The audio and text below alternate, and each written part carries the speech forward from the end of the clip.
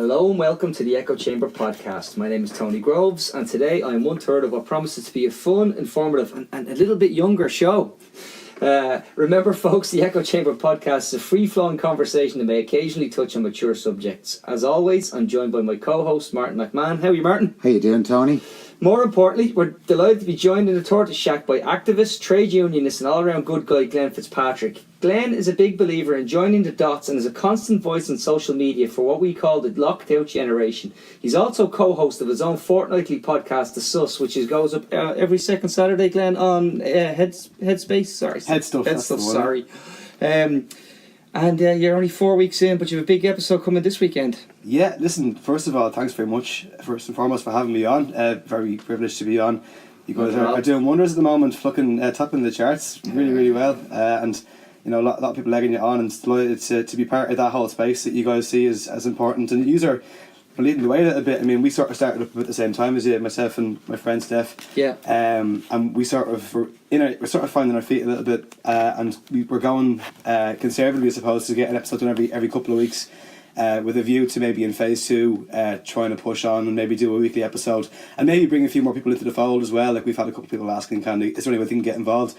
And we hadn't really considered that before, but I think there's definitely a space. I mean, there's loads of space for alternative media, don't get me wrong, but particularly issues of representation. I mean, young people or migrant people or LGBT people, there's loads of space there. People are looking for their own strand of media, looking for breaks from the traditional, from the herd. So there's something for everybody, really. So we're just a small part of that, I suppose. Well, I think it's great that you're getting involved, Glenn, because I've followed you for a long time on social media, and I've known that you've always been passionate about it, and I also know that you're involved in the, obviously the right to water. You've been, you're passionate about the thing, and you are a trade unionist, and you're also you're a student activist. You're in the DIT, SU, and the DCU. Well, I was actually on the USI as well, on the officer board there, vice president there. Narrowly missed out on president, but probably need a few jars to tell you about that. But I suppose, what they say about academic politics, that it's so volatile because the stakes are so low. I think Kiss just said something like that. That's a good line. Tuning up and spat me out a little bit, but I mean, harden me, and certainly tackling big university figures on 6-figure salaries, it does sort of prepare you for I suppose the real world of political communication, where you don't really have. Well, I certainly don't sit in defence about many things, and obviously neither do you guys. It's probably why we get on so well on social media. It's like, no need to necessarily sugarcoat things. No, well, look, thanks very much for coming on, and I tell you, we're going to get straight into it, because what we've been talking about, obviously, is the social crisis that faced the country in terms of housing, the housing crisis, the homelessness crisis, and what I know the Social Democrats used the hashtag a few months ago on the locked out generation, and I was calling it pull the ladder back. You one side will pull the ladder up and don't leave it down for the people who are coming after us. Well, we've seen this right across the board. We've seen it in unions. We've seen it in the property market. We've seen it pretty much quite right across the spectrum. It's a real those at the older demographic that actually have bits and pieces of mortgage, maybe a second home, that they are now the ones voting to lock out the younger generation from getting a chance. And plus, they're going to be working now in the civil service up to 70, if they want to work up till 70. I mean, all they're doing is locking young people out of jobs. There's a tyranny of age going on here. It's a very right-wing conservative, very sort of Tea Party conservative. I don't know if people would even consider it right-wing, Martin. I think they would just simply say that, what we have, we hold. And centrist. Yeah. I actually have that line written down, and that comes from the necromongers. You know what I mean? That was pitch black. What you have, you hold. So, Glenn, you might want to how do you think the rental crisis? I know you moved recently. Well, good luck to anybody who's in that space at the moment. And naturally, if your landlord is talking about doing a place up for renovations, people might actually be much closer to that scenario than they actually think. And I mean, to be constantly living, wondering, am I going to be here in 3-4 months' time? Is there's a precarity about young life nowadays, not just in the workplace, where obviously precarious work is the order of the day, but in terms of, I suppose, young people's ability to think even medium term and think, am I going to be here in Ireland in 10 years' time? And the mantra of no country for young people, I think, manifests in a load of different ways. But then I think, the nature of society, and we're also individualised nowadays, that I think young people actually internalise and also buy into the common sense that, we're told certain things about the labour market that, young people need to be ready for the workplace, they need a leg up, and, that feeds into policy about unpaid internships and schemes. And I think there's a general sort of an intergenerational failure there. I don't think necessarily deliberate, but, the people who have been voted for, certainly the older generation, people have done that in their name through who they voted for or decisions made in unions, as you say. And certain, the starting salaries for nurses and teachers in particular, are one indicator of decision making going all over the shop, and young people weren't at the table, and we were the first line of defence in a lot of ways. Yeah, well, it's clear as day when there was a two-tier social welfare. Yeah, not even social welfare. The teaching profession, where nurses, but it wasn't just that. Like, it was even in the professions. It was in the I remember when the banks started open on Saturdays, new recruits had to open Saturdays, and the staff that were in on the previous contracts were just going maybe every other Saturday, and they got it at Saturday rates. And the pensions and the way pensions. Pensions were a defined benefit, and now they're defined contribution. So what that means is I can retire on 2/3 of my final remuneration. You retire on what you put in, and hopefully it does all right. Maybe it's not a crash. When younger people stand up and say, look, we don't like this situation, and that trope comes out, you're a snowflake, and it's just everywhere. Everything is snowflake this and snowflake that. Yeah, and then my generation say back to them, you never had it as good as we did. We had to do X, Y, and Z, and I have to say, I don't see that. Milk 100 chickens before you went to school. Yeah. Well, read up about, I suppose, that when we started to see public policy, I think in the Anglosphere, shift from something that was more state focused that may have aided youth employment to something more business focused was, Norman Tebbit saying to young job seekers, get on your bike, essentially, Yeah. And ever since then, it's been much harder for people coming out of college to hold down jobs. And now, obviously, with the average age of home ownership has shifted. But this has happened over time and through stealth, and it's very hard to see how that could be clawed back very quickly. But I think the first step is trying to get people to join the dots, as you say, and actually, like, our policymakers aren't going to come to some eureka moment and figure it out someday. I think a lot of people actually have faith in the political system that one day it's actually going to look after them. Yeah. But realistically, this type of politics needs to be opposed. But it's difficult for young people who are maybe downtrodden and certainly believe in the system, and that things are actually going to eventually work out for them. And that brings me to what Rory Heron said about building civil society, building a consensus through whether it's you're just the lads at the pub or the arts or the culture, and getting and actually building an idea that, oh, by the way, there are alternatives to this. But when you want to get that message through, it's no good me sitting in in an ivory tower yelling down at you. It's doing some good. This is your ivory tower. But there's another side to that, and I saw one of the people we follow, Tuped, was saying this week that for elections in UCD, so few past alumni, past students vote in the university elections, so few, or university elections, and a tiny number are registered. I mean, sometimes you got to say you can be your own worst enemy in all of this if you're not organised, if you don't care about politics. Voter apathy is one of the biggest problems. I know everybody's fed voter apathy. This is what they want. Be disengaged. But in other countries, students are the driving force for change, but not in Ireland. Yeah, but I think Ireland's very, very peculiar in terms of its broad political construction. I would say it's often called the dog that didn't bark in the night. If you can compare Ireland to France or to Greece, or we don't necessarily come back at the status quo heavily like they do in other countries. I think our young people are probably a subsection of that. Very well behaved. Yeah, I was at the demo in 2000 and the end of 2010, I think it was. That was the student fees. Yeah. At the Department of Finance, and seeing a young Unite activist, now she is, getting dragged across by a horse and a steed, and she landed at my feet and she was unconscious, and how heavy-handed the guards were that day. I almost think that protest was used to send a message to the unions to not, because there was a national demo coming down the line a few weeks later, and it's almost sending a message to the national demo, don't let this get in any way confrontational, because this is what we're prepared to do. And then obviously then it was 5 or 6 years before students took to the streets again. So there's plenty of examples of whenever we do sort of stick up a little bit, we are, sometimes by force. The unions in Ireland are a conservative bunch anyway, so the students' union by design is going to be a conservative bunch.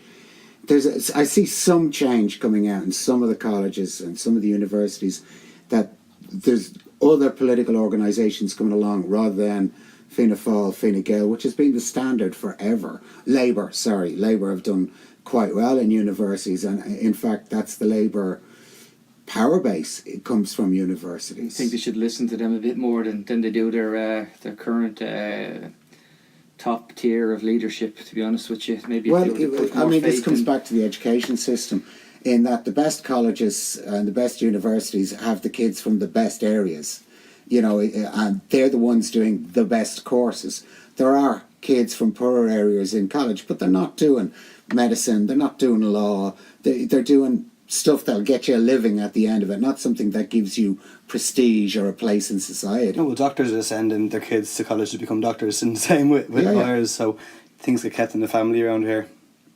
And I suppose as well as that, in terms of, I suppose, young people and apathy, I would sort of say that, if you give young people a channel and an outlet to have some sort of hope, I mean, Corbyn in a heartbeat, I think, has blown that theory out of the water, and we do lack a focal point for young people's energy and frustration, and there's no we can have all these antagonisms around here, but Corbyn in the UK gave people an outlet to express that, a very, very clear one, and attached himself to the grime music scene and to all sorts of pop cultural references in a very, very short space of time. Young people changed the dynamic of that election, and the space doesn't exist for that to happen here, and it's very frustrating. Well, actually, I saw Leo hitting up the pop culture with the llama. That was bang on pop culture. That was right in the middle. Nothing accidental about that photo shoot. No, but he couldn't buy the authenticity that maybe Corbyn or Sanders has, that actually genuinely works. Yeah, Leo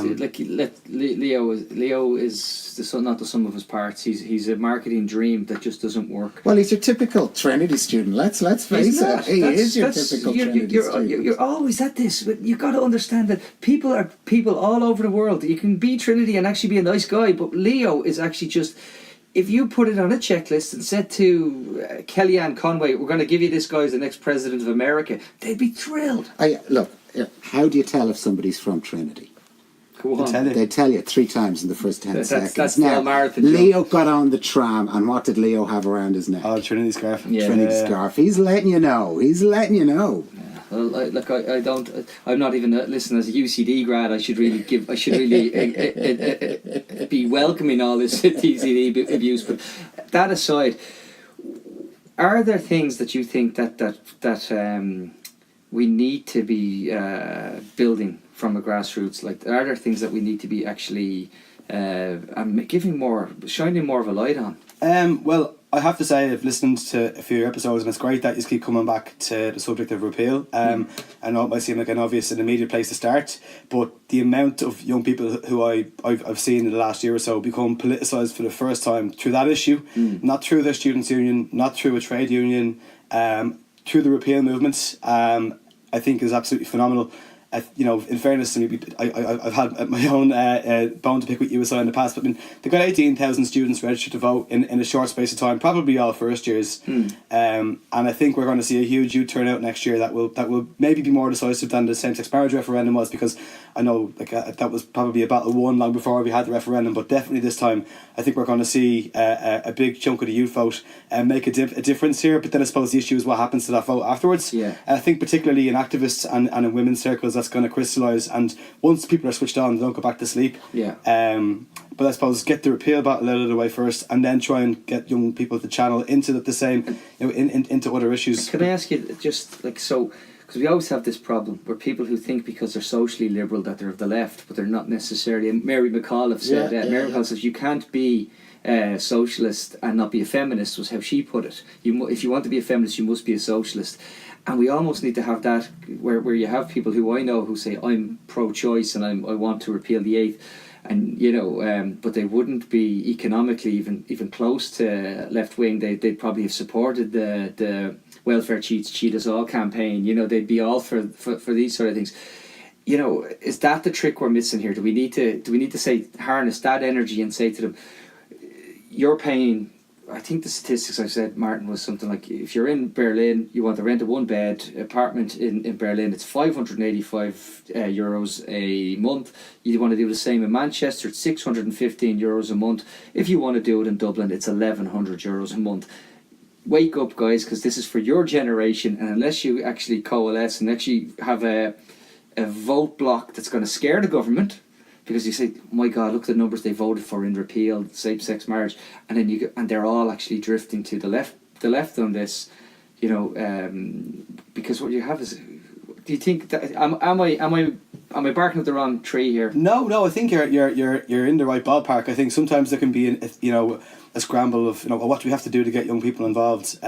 Well, actually, go and meet them where they're at, I think, would be one thing. And I not to talk about repeal too much more, but that's where they are at the moment. And it's a little bit about going to see, why is that? And where will they go after that? If after the repeal, say like we're sitting here next August and we're trying to plot, we after same-sex marriage, a lot of people said, we knew it's going to be the repeal and that's going to be the next thing. Like, will homelessness feature as the next thing? Will things have gotten to a space where people can make the jump then? Or do we have to help them join the dots? And it's all about building up those networks between and being intersectional. I think Mary is quite right in terms of you can't. It's very difficult. Not that you can't be a socialist and not identify as a feminist, but you want socialist groups and feminist groups talking to one another. Yes. And I'm sure you've seen the movie Pride. The one about the LGBT minors supporting LGBT people supporting the minors, and there's this really simple lesson about liberation in that, where two groups that may have had sort of preconceived notions about one another, through actually interacting and learning about one another, actually break those boundaries down. And that's what liberation is about. And it doesn't happen enough. I think a lot of the trade unions have actually missed the trick in terms of they could have gone and got those young workers if they were to the repeal movement. They're trying to catch up a little bit now. But I think there needs to be intersectionality between the repeal groups, the trade unions, and I suppose obviously the migrant and the housing groups as well. And we know a lot of the people actually are in the same movements, but there's just so many silos there. Yeah. But certainly go and meet people where they're at. That's the problem with silos. You put people in silos and they're not conscious of what's going on in the wider world. And in business we love silos because you can have plausible deniability. You put someone in different. Yes. Whereas in civic society, what we're trying to talk about here, you need those the Venn diagrams to overlap and actually see where they can be beneficial. You mentioned unions there, Glenn, and I know you're deeply involved with unions at the moment, but union membership has never been so low, particularly in the private sector. And I presume that union membership in the under 30s is practically non-existent. I know there's two sides to this coin, and one is that unions were too closely allied to the government through social partnership. But also there's an element, do younger people not feel that they need union representation? First of all, you're absolutely spot on. It is at an all-time low, but this is a worldwide trend as well. It's not just in Ireland, and certainly since the end of the Thatcher-Reagan years. It's really the case now that I suppose the conditions for actually unionising young workers have changed profoundly. So I represent workers in finance, and by the way, this is all personal opinion, not of the FSU. I might just throw that out there. But 20 years ago, you're working in a branch, you come in your first day, all your colleagues are already in the union, and somebody hands you the form, and you're the odd one out if you don't join, and you stayed in that branch for maybe 20, 30 years, and that was your job for life, and you were happy out. Whereas nowadays, you might come in after finishing college through an agency, you might be there for 3 months and then you might be moving on again, or you might come in then after an agency and get like a 12 or 24 month contract. But you're also aware that if you want to move up the salary scale, you might have to job hop a couple of times to get more experience, because one bank mightn't hire you as an assistant manager, but another bank might, and then that bank might hire you back a little bit later. And that's just one sector, I suppose. Obviously in the nurses and the teachers, there's a little bit of a closed shop there, so it's maybe a different kettle of fish. But certainly in the private sector, the nature of work nowadays, the conditions for actually getting to young people and having the conversations with them about the need to join have changed profoundly. And I think unfortunately, a lot of trade unions and the movement in general was slow to sort of pick up on those changes, and is now having to turn the clocks back very, very quickly, get back to traditional organising methods. In the wake of, I suppose, the Faustian Pact that was social partnership, and actually try and build member-based initiatives that people want to be a part of again. And I mean, it's starting to happen a little bit. I mean, don't forget, and I have gripes with SIP too, but in fairness, they won significant pay increases for those Lewis workers, for those bus drivers, but it was by returning to member-led initiatives. I mean, you might have had one official and rep there, but you also would have had like 6 Lewis drivers at the negotiation table. There's a real involvement of workers, but unions aren't getting young people in at the moment, and I think they're one of the few vehicles that can actually do something for young people. Well, I spoke at a conference, I won't say what union it was, some years back. Back when social partnership was all the deal, everybody loved this social partnership. And I said to them at the conference, look, the fact that you have social partnership is stopping you going out and doing greenfield recruiting. You're cosy, you're happy sitting at the table, you don't need big numbers of members to be sitting at the table. And this about 10 years ago, you wouldn't remember, but it was about 10 years ago. He's getting ages though. No, again, I wouldn't remember, but actually I know my history, so I'll do my best. So I said to them that unless you get out there and you organise, this is when call centres were first coming forward, and a couple of people I knew had put themselves forward as test cases, and they were destroyed. I mean, they could never get back into working in that business ever again. But they had stood up and said, look, the conditions here are crap. And the union had pretty much said, oh yeah, come into the fold, but wouldn't fight for them. And I saw that happen quite a bit, and people got disillusioned with the unions and just said, all right, step away, you're not doing anything. You're not fighting the cutting edge, you're fighting the easy battles. Yeah, no, listen, that's absolutely spot on. And I mean, a lot of people then also would have bought into the union movement as something that it's almost like taking out an insurance policy. I pay my subs every month, and if anything goes wrong, the guy in the 3-piece suit is going to come in and sort out issues. And unfortunately, then when social partnership went belly up, that level of service expectancy was still there, but the ability to go into a back room and maybe get something sorted wasn't anymore. I know in the States that the decline of union membership and the decline in the wealth of the middle classes is the correlation is right. It's a straight line. I mean, it's the exact same. So union membership builds a solid middle class. That's what it's there for. That's what it exists for. And I agree very much. It's like an insurance policy. Most of the time, I'm not particularly enamoured by unions, but yeah, it's an insurance policy. It's there to protect your ass, and that's what it exists for. And now when conditions are at their, not even at their worst, but on that slide into the valley, that there isn't an upsurge in union membership. I think people are afraid to join unions. Mm-hmm. There's definitely a little bit of a fear factor there. But again, as I was looking to the UK, where a lot of the unions, for example, have started to grow their membership again. There's a model there. I don't know if any of you are familiar with Jane McAlevey, who's written a book on sort of a model of organising called No Shortcuts. Really, really good book. She covers sort of like the liberal approach, which we've sort of described as social partnership, a mobilising approach, which is, I suppose, what we had with Right to Water, where things build up ahead of steam, but the control aspect is still very much, I suppose, within the union executives. And then I suppose the organising model of trade unionism is about deeper member involvement and redistributing leadership tools all the time, and that's how you build union power. And it's really going back to basics, really. But I mean, if you have a call centre and you have a floor of 200 people and that building can't operate without those 200 people, if you can get them to see that in a different light, I mean, very, very basic concessions can be won very quickly, because let's not forget there's loads of other things that have rolled back. I mean, how many people now, compared to 10 years ago, have a weekend? And people have like 5 over 7 in their contract. Very rarely they have it. And the unions actually at one stage were meant to be pushing for a 3-day weekend. And people are being forced to work more and more now, and there's surveillance and micromanagement, and performance management and bell curves, and it's all very, very micromanagement. It's a voice grip on young workers. I mean, I just wonder how much people can take. But we like to call things, we say things now like a helicopter view. We say oversight. We say things like all of these granular level. I hate these terms. I probably have to use them in certain documents I write. But when I talk about things, that someone said to me once about why do we push down, And I looked at it, this was it, and I said, okay, here it comes. They said, so we can oversee. And I always remember that the overseer was the guy who was in the cotton fields whipping the bloody slaves in the fields, and that's who the overseer was. And I went, Do you know, I've been listening to this corporate guff. Honestly, I've heard this corporate guff for 20 years. But Martin, it starts in corporate and then it makes its way into politics. Well, sorry, it starts in the military. This language starts in the military. So in Iraq we had the surge, then in banking we had a surge, and then all of a sudden you had the politicians talking about a surge in homelessness or a surge in this. And the language, it doesn't evolve, it devolves. Oh, it's so trite. It's so, I mean, it's just banal. It's completely banal. And I think they want to bore you into submission. They use all these idiot...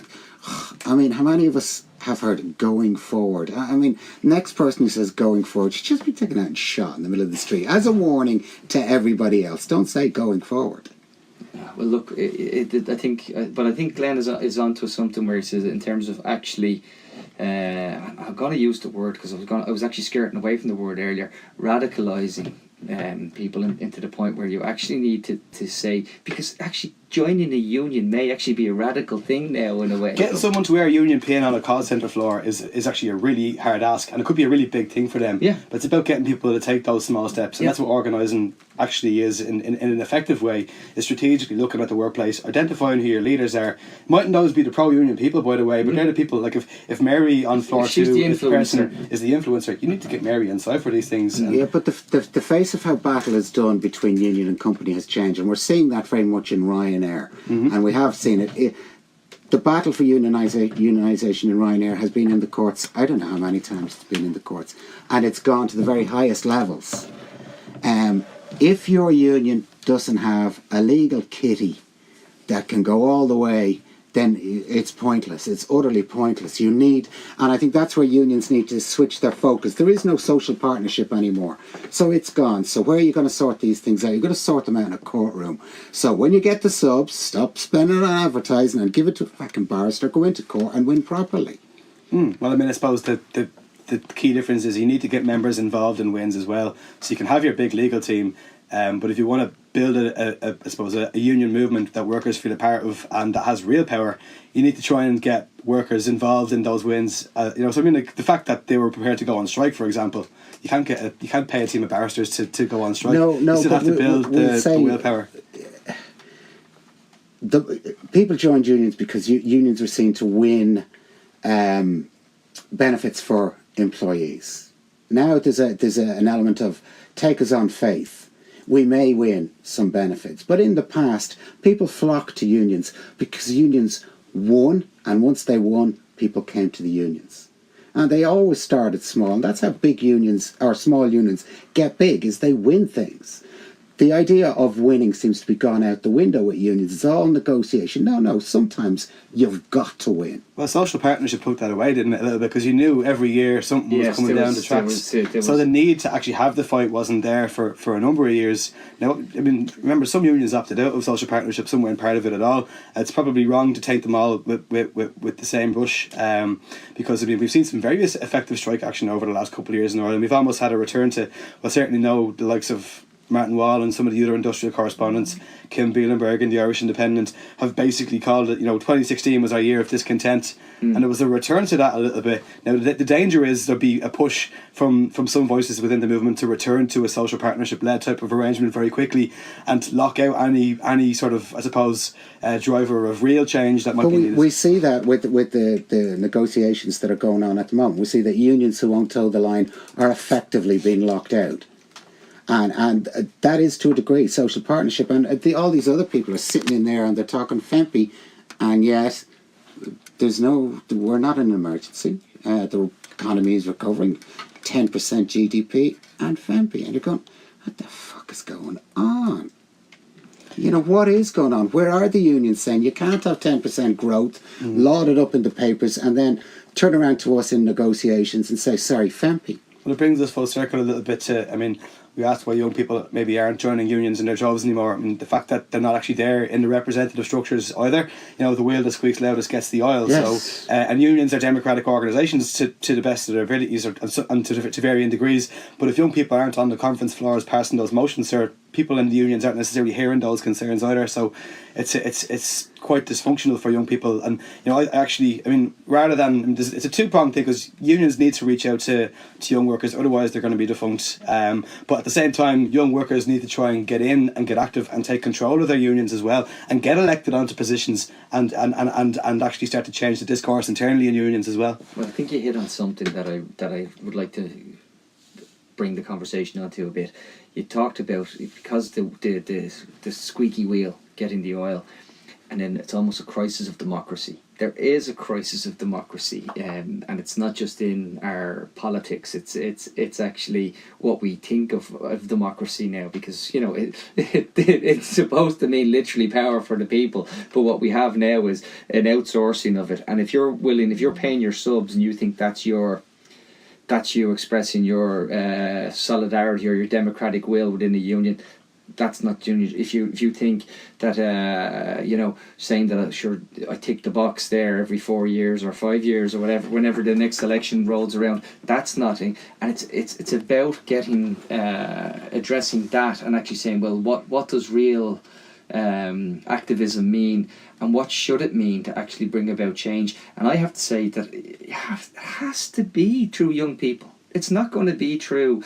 It's not going to be through my generation, because we're housed. You know. Now I want a better, fairer society. I want all of these things. I'm passionate about them.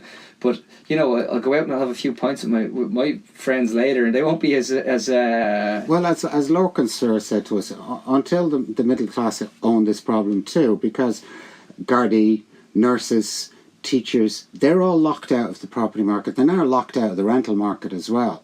There is no alternative for them. There simply isn't an alternative. And these are, I mean, Gardaí, who joined, you have to be under 23 to join. So you're talking a young cohort of people. But you still need to be. You need to say how that's a crisis of democracy. Democracy is not. There was Oliver Callan did a sketch recently where he had Dev visit Leo Varadkar as a ghost and tell him that he was brought shame on the thing, and Leo replied, "Oh, shouldn't I put up a picture of a spoon and get 4,000 likes?" And and I just thought, well, there's actually something in that, because people think that sure, if I follow him on Twitter, maybe I am politically active or something, and you're going, really? No, you're not actually taking time. We've had this conversation with pretty much everybody who has come in to speak to us, that it's one thing to be on Twitter, to be on Facebook, to be having the conversations. That's very important. But the next step to actually changing stuff, or the pertinent step, the one you have to take, is to turn up to stuff. Be an activist. Being an activist starts with turning up, listening to what's been said, and getting involved. And that spreads over into unions as well, into union activism. Yeah, well, I mean, the perfect model was some of the stuff that went on in the Right to Water movement. I know you had Joan on the last time, and she, gave a perfect example of, the proper, politics of water in a struggling sense. People getting charged for loitering on their own property because of the changes in the Water Act and all that. And, that was, I know, and it wasn't by far from anything. It wasn't like a panacea or anything, and there were political difficulties and infighting and challenges. But at the core of it, Right to Water was a triad of unions and parties and community groups. But really, it was a combination, in my opinion, of the unions and the communities keeping the parties honest. But that was probably the only example we've really had of where unions have actually engaged with communities and did that, brought them in, made activists out with them, gave them the skills to organise in the community and put a little bit of resources behind that. And that's one way we can get back to having some degree of addressing this, was the democratic deficit, as you say. It's about empowering communities and there's a model there. Whether or not we can do it around housing, I'm not 100% sure we're there yet. I know there's a demo in April coming up, and there's almost a saturation of campaigns, and then there's the whole question of, we have a homeless industry with the charity sector as well. Can we create an antagonism that everybody's going to get behind? It's about getting people to see they have a dog in this fight. If you're couch surfing 3 nights a week, working in the IFSC, there's a lot of people who are in that situation that don't see themselves as part of the problem, or the student who's trying to finish final year and he has to stay in a hostel and a stag arrives in from Bristol when he's trying to finish a presentation. And these are real life situations that people are in, but they don't consider themselves as having a dog in this fight. I might have to move home in my late 20s, early 30s. That's a real possibility.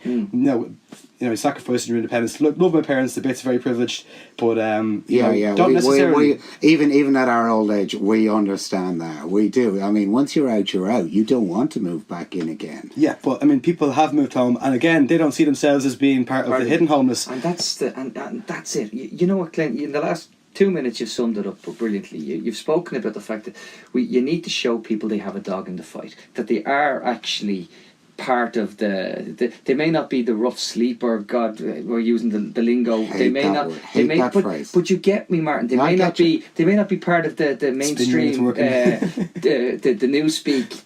But they may not be part of that. But at the same time, they are actually just, and they're all at risk as well. They're very much at risk. I mean, then you have the safety valve that every government has relied upon is. There you go, off you go. Head off somewhere else, son. Do it somewhere else. The brain drain, yeah. And that is a huge... I mean, my own daughter has decided... she's not even finished college. She's only starting college, and she's decided out of here is the only solution. It's the only solution to owning a house, having a reasonable lifestyle. When you think about that, we get these really highly skilled graduates, nurses, teachers, and all other professions. There you go, Australia and UK. Run your health system with and your teaching... your schools with these really, really highly qualified people. But your generation is not the first generation, and it won't be the last. I know I have 2 brothers, 2 sisters. 2 brothers are living on 2 different continents, and a sister on a different continent, and have been for 20 years. So no one likes you, Martin. I told them I wanted my own fucking bedroom. I think as well as that, there's also some of the common sense that forms around that. We're adventurous people. Young people need to emigrate, and there's it's back on the personal individual's choice if they want to emigrate and they didn't stick it around for their £100 a week or whatever. And the nature of that common sense actually tends to inform policy. Then, so we have there's a slightly better looking cousin of Job Bridge coming down the way called the Youth Employment Support Scheme, or maybe it's CS. A lot of young people are going to say no. But again, it's giving employers a risk-free go at a young person who's probably really qualified out of college, looking for an entry-level probation job. And again, listen, here's another internship scheme because we need a foot in the door and we need a leg up. And apparently, you get like these CEOs saying, the graduates just aren't quite to our liking; they're not highly qualified enough. And that's all crap. Like, it's free labour. It's free labour. That's it. And there's an awful, and the mindset the mindset of the people who actually put themselves into this needs to be addressed. I mean, I'm delighted now to have this conversation because I've kids, and I look and I talk and I think to myself, going, right, grand, this is where it is. But I have to say, I don't get as agitated about the couch surfing, about the guys who turn around and say they got hit with the letter that says my property's been I'm renovating the apartment, you have to get out, and then I see this morning that rents are up 9% in the same year that they're supposed to be frozen at 4% maximum increases. There's almost a chilling effect on I suppose the knock-on consequences of bad housing policy. I mean, back in my time in USI, we were trying to push some sort of a student accommodation conversation that would put some responsibility back on the colleges to build on campus and stuff like that. But then you get like unnamed independent counsellors who are also into the arts coming on the radio saying, what are students on the radio talking about homelessness for? There's a crisis on here, and I suppose there's a perceived snobbery about talking about so like this person's worse off than me, or we can only talk about this. But really, it's all connected. And we actually spoke about that earlier today. To us, it's a housing crisis. It's not just a homelessness crisis. It's housing, and all different housing solutions have failed. I mean, you failed in social houses, in buying, selling, in rental, in places for one person, in places for 2 people to live. We've just failed. We just went with the old 3-bed semi-D. Chuck 'em up. Everybody loves a 3-bed semi-D, and now nobody can afford one.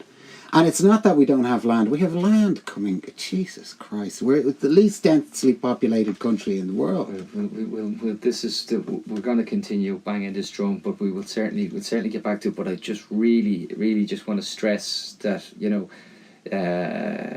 that that our young people that are trying to actually, and you say you want to get your foot in the door. Lorcan Sir said you used to get a foot on the ladder, and then he said the ladder was just taken away. Didn't Enda at one stage talk about all the young people coming back to Ireland? Does that? He did. He said that there would be like a ton of young people coming back to Ireland. I don't They see haven't been it. able to. I mean, particularly with the nurses. I mean, there's proof in the pudding. They can't afford anywhere to live. Yeah, So they don't come home. Because they were offering them 1,500 to come, and it was like What did 1,500. they get? 6 or 9 people or something like that? And most of them had already agreed that they'd already spoken to Mammy, and they were coming home. And I'm not being bad, but that was the reality of it. Like honestly, like for it's great to get. I feel more hopeful having talked to Glenn, because I do think that there's people that this sounds so condescending, but someone to come in here who's of your caliber, you're highly intelligent, and you're able to say to us, look, you're passionate about this, and that actually you want to bring other people of your generation and get them to coalesce around ideas for a greater good. I think that's a nice uplifting way to bring us towards. It's Christmas, Martin. Well, yeah, we're heading into Christmas. You know, it was a child in the stable. Oh, God. Know. Straight bringing us down again. Owen Murphy cut the ribbon on the stable, and Leo went. This is all part of your bad guy, good guy acting. Yeah. No, You're very generous. Thanks for He's playing just a with us. bad guy all the time. No, honestly, Glenn, have you any plans for the Christmas? I know. Listen, bit of downtime. I always try to get a breather. 2 weeks or so off work, luckily, and recharge the batteries. Watch a bit of football. Catch up with some pals. Nothing to write home about. It's been a long old year. I mean, it seems like only this time last year. Actually, it seems like only yesterday it was like 2016 and everyone was dying. And Well, actually, I was sort of thinking this year has so flown by. Do you not remember last year was all like the death of everybody. Every celebrity. Everybody who was and oh God, will 2017 be as bad? Oh, I sound like Noonan now. Will 2017 be as You bad? look like Strategies. Will 2017 be as bad as two? And it hasn't. We didn't. We lost a few along the way. But the bad people seem to live for fucking ever. Yeah. It's unreal. No. Well, look, Glenn, thanks very much, and I tell you, best of luck with everything, including the podcast and anything you do. We'll be listening and supporting. We'll try and return the favour as well. Surely in the new year, it'd be great to have you on to chat about a few things. I mean, I know. There's just maybe a bit more experience in this room about some things that have gone on, and I know you've written about bogus self-employment, Martin, and you know the whole Gardageddon thing was your thing as well, and I think certainly to a younger audience, I'd love to try and maybe put in plain language what's been going on in justice. So I mean, maybe we can do a bit of a crossover in 2018. The problem is we won't know what to do in a studio. I'll bring the tortoise with me and sit it on my lap. Yeah, but it's a very powerful thing. I mean, I did my Lincolnshire history project on Lord Haw Haw, and I've always been fascinated with radio. And in Ireland, we listen to more radio, I think, per capita than any country in the world. Yeah, and I know, I mean, most of my generation said they listen to a lot of podcasts. Yeah. So we're in the right space, and we just need to find the antagonisms to get them as outraged as we are. I didn't know what a podcast was when we started this, and that's honest to God. I didn't know what a podcast was, but. You're very laid back there in your rocking chair. Old man of the podcast, but I didn't know what it was. But yeah, it's a good forum. But there has to be some sort of connection between it and radio. You have to have some sort of movement between the two to make it work properly. Yeah, I couldn't agree more. Well, look, guys, thanks very much. Just again, lads, Glenn's podcast is out on Saturday. It's The Sus. You can find it on iTunes and SoundCloud. I've subscribed myself, so go ahead, guys. Much appreciated. We're hoping to get one more in the bag before Christmas, but just in case we don't, we'd like to wish you all a very, very happy Christmas. It's been an unusual few months for me and Tony, Tony and I, just for the purists. On the echo chamber, is doing stellar work. It's been interesting, and thanks everybody for supporting us. Yeah, again, thanks all for listening. Remind you can subscribe on iTunes, SoundCloud, or wherever you get your podcast from, and take a minute, leave us a review, and don't forget to tell your friends. Lads, send us an email to echochamber@pod@gmail.com, or follow us on Echo Chambers Pod. And I just want to echo exactly what Martin has said. Thanks so much for listening. It's great to have got so much positive feedback, and we are truly delighted. Happy Christmas, everyone. Happy Christmas.